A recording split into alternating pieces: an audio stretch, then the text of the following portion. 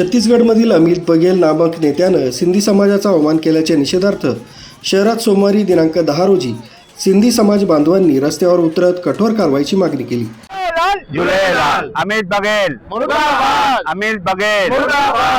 यावेळी व्यावसायिकांनी दुकानं बंद ठेवली होती।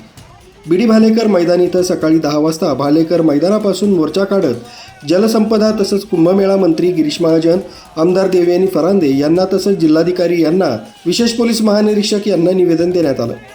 नाशिक सिंधी पंचायतीच्या शिष्टमंडळानं दिलेल्या निवेदनानुसार रायपूर छत्तीसगड येथील अमित बघेल नामक नेत्यानं 26 ऑक्टोबरला सोशल मीडियावर व्हिडिओ रील्सद्वारे समाजाचा अवमान केला।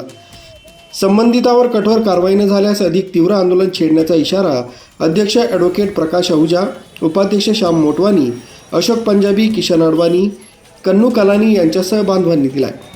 छत्तीसगडच्या एका नीच नेत्याने जी हरकत केली आहे ती आम्हाला बिलकुल अपमानजन्य आहे आणि मान्य नाही आहे। कारण की अमित बघेल नावाच्या एका नेत्याने सिंधी समाजाबद्दल आणि सिंधी समाजाच्या इष्टदेवता श्री झुलेलाल देवता यांबद्दल पण त्यांनी खूप घटनात्मक एकदम घाण अशी वक्तव्य केला आहे।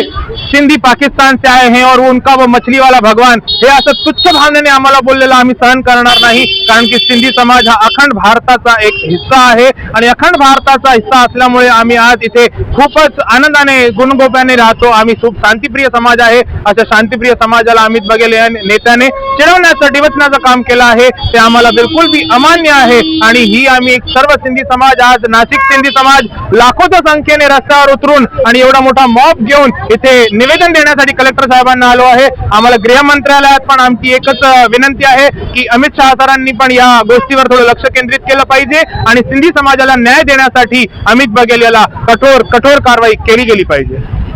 न्यूज ब्युरो, सक्षम पोलीस टाइम्स, न्यूज 112, नाशिक।